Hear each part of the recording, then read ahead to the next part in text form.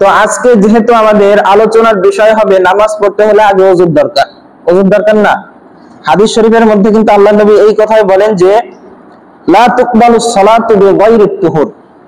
আল্লাহ নবী বলতেছেন যে লা তুকবালুস সালাত, যে মানুষের নামাজ কবুল করা হয় না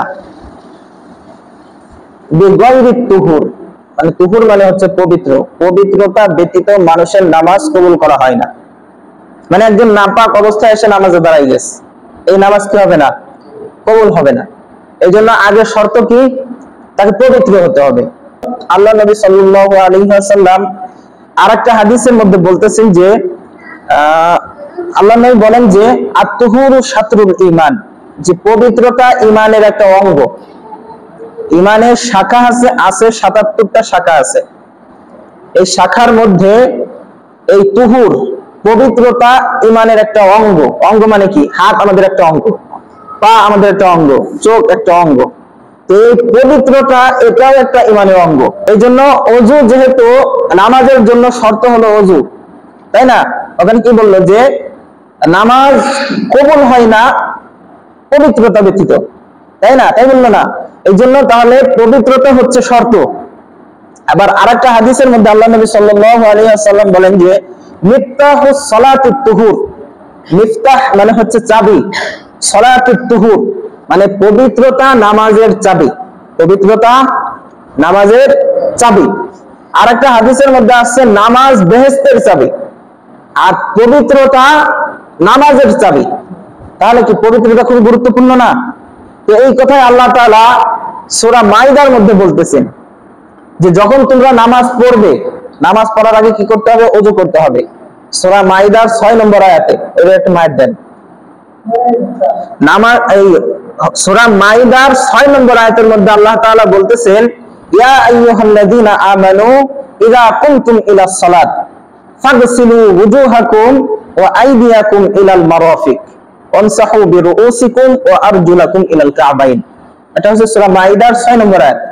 তো আল্লাহ তাআলা এখানে ডাক দিয়ে বলতেছেন যে ইয়া আইয়ুহাল্লাযীনা আমানু, ওহে যারা ঈমানের দাবি করো। কি আমরা ঈমানের দাবি করি না? যে আমরা মুসলমান, এটা আমরা দাবি করি না? কি বলেন? আমরা তো দাবি করি। যে এই আমাদেরকে আল্লাহ তাআলা ডাক দিচ্ছেন। আর এখানে যদি বলতে ইয়া আইয়ুহান নাস, নাস মানে হচ্ছে মানুষ, মানে সমস্ত মানুষ, এখানে হিন্দু খ্রিস্টানরাও আসতো। কিন্তু যখন বলছে আমানু মানে যারা ঈমানের দাবি করে, এদেরকে আল্লাহ তাআলা ডাক দিলেন।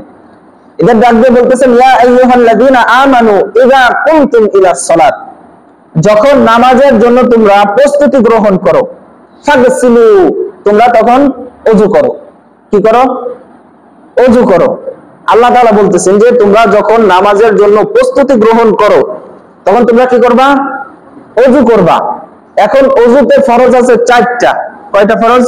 আচ্ছা বলতেছি। ফরজ 4টি হচ্ছে যে প্রথম নম্বর আল্লাহ তাআলা বললেন যে ফাগসিলু ওয়ুজুহাকুম, যে তোমাদের চেহারা ধৌত করো, মানে মুখমণ্ডল। ফাগসিলু ওয়ুজুহাকুম তোমাদের চেহারা ধৌত করো। ওয়া আইদিয়াকুম ইলাল মারাফিক, এবং তোমাদের দুই হাত এই কোণে সহ ধৌত করো। ওয়া আইদিয়াকুম ইলাল মারাফিকি ওয়ামসাহু বিরুউসিকুম, এবং তোমাদের মাথাকে মাসহ করো।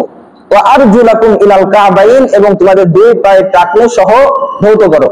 তাহলে এখানে ফরজ পাইলাম কয়টা? 4টা।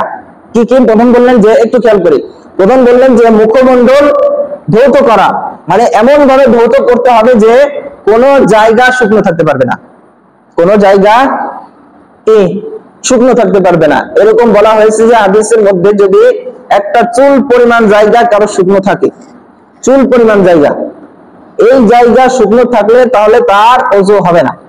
বুঝতে পারছি? তো এইখানে বলতেছেন যে যদি কারো এরকম চুল পরিমাণ শুকনা থাকে তাহলে তার ওযু হবে না। তার মানে কি? এই 4টা অঙ্গ সুন্দর করে ধুইতে হবে।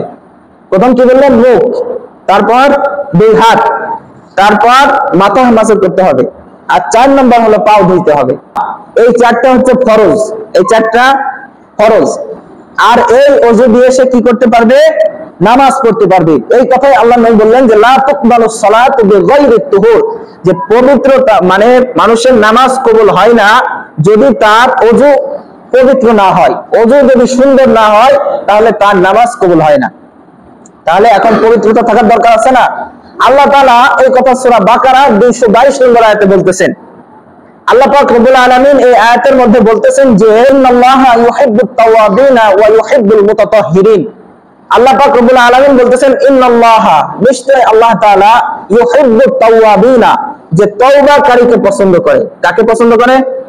তওবাকারী। তওবাকারী এখন কাকে বলে? যে আমার একটা বিগত দিন একটা খারাপ কাজ হয়ে গেছে, এই কাজ থেকে তওবা করতেছি, মানে ফিরে আসতেছি, এর পরবর্তীতে আমি আর ওই কাজ করব না, এটা হচ্ছে তওবা। তো এই তওবাকারীকে আল্লাহ তাআলা পছন্দ করেন। আর ওয়া ইউহিব্বুল মুতাতাহহিরিন, আর পবিত্র মানুষকে আল্লাহ তাআলা পছন্দ করেন। এখন পবিত্র যদি কেউ থাকে, পবিত্রতা হচ্ছে ওযু সহকারে থাকা। কেউ যদি ওযু সহকারে থাকে, এই ব্যক্তিকে আল্লাহ তাআলা পছন্দ করে, এমনকি ফেরেশতারাও ওই ব্যক্তিকে পছন্দ করে। আর আল্লাহ নবী সাল্লাল্লাহু আলাইহি ওয়াসাল্লাম বলেন যে তামুতুনা কামা তাহইয়াউন ওয়া তুহশারুনা কামা তামুতুন, যে মানুষ যে অবস্থায় মারা যাবে ওই অবস্থায় আল্লাহ তাআলা কিয়ামতের ময়দানে উঠাবে। এখন মনে করেন আমার যদি ওযু অবস্থায় মারা যায়, এটা খুব ভাগ্যের একটা বিষয় না? এই জন্য আমরা চাইলেই কিন্তু ওযু করে থাকতে পারি, এই জন্য আমরা চেষ্টা করব ওযু করে থাকা। শেষ হয়ে গেল, ওযু শেষের পরে হাদিসের মধ্যে আসছে আল্লাহ নবী সাল্লাল্লাহু আলাইহি ওয়াসাল্লাম বলেন যে ওই মানুষের জন্য জান্নাতের 8টি দরজা খোলা। যে মানুষ ওযুর পরে আকাশের দিকে তাকিয়ে পড়বে আশহাদু আল্লা ইলাহা ইল্লাল্লাহু ওয়াহদাহু লা শারীকা লাহু ওয়া আশহাদু আন্না মুহাম্মাদান আবদুহু ওয়া রাসূলুহু, অর্থাৎ কালেমায়ে শাহাদাত যেটাকে বলে, কোন ব্যক্তি ওযু শেষ করে আকাশের দিকে তাকিয়ে এই দোয়াটি পড়বে, আল্লাহ তাআলা তার জন্য জান্নাতের 8টি দরজা খুলে দিবেন। বুঝতে পারছি? আবার আরেকটা বর্ণনায় আসছে যে কেউ যদি এর সাথে বৃদ্ধি করে এতটুকু, আল্লাহুম্মা জাআলনি মিনাত তাওয়াবিন ওয়া জাআলনি মিনাল মুতাতাহহিরিন, কেউ যদি এইটুকু বৃদ্ধি করে, এই ব্যক্তির জন্য আল্লাহ তাআলা জান্নাতের 8টি দরজা খুলে দিবেন। তাহলে কি ওযু খুব গুরুত্বপূর্ণ বিষয় না? এখন আসেন আরেকটা হাদিস বলি, সেটা হচ্ছে যে আল্লাহ নবী সাল্লাল্লাহু আলাইহি ওয়াসাল্লাম কিয়ামতের ময়দানে এই উম্মতদেরকে চিনবেন কিভাবে? সাহাবারা প্রশ্ন করলেন যে আল্লাহর নবী, কিয়ামতের ময়দানে তো অনেক উম্মত হবে, অনেক মানুষ হবে, কিন্তু আপনি কিভাবে আপনার উম্মতকে চিনবেন? তখন আল্লাহ নবী সাল্লাল্লাহু আলাইহি ওয়াসাল্লাম বললেন যে আমি আমার উম্মতদেরকে বাছাই করে বের করব যখন এমন একটা সময় আসবে যে সময়টা খুবই অন্ধকার হবে, খুবই অন্ধকার হবে। এই সময় ওই মানুষগুলোকে, আমার উম্মতগুলোকে এইভাবে চিনবো, তাদের ওযুর স্থানগুলো এরকম নূরের মতো চমকাইতে থাকবে। আর যখন এই চমকাইতে থাকবে, আমি এই চমকানো দেখে চিনে যাব এরাই আমার উম্মত। আর এই শুধুমাত্র এটা আমার উম্মতের জন্য এরকম হবে, আর কোন উম্মতের জন্য এরকম হবে না। মানে আল্লাহ নবীর শেষ নবীর যে উম্মত গুলো আছে, এদের এই শরীরগুলো এরকম ওজুর স্থানগুলো দিয়ে নূর বেরোবে, অন্য নবীর উম্মতের শরীর দিয়ে এই নূর বের হবে না।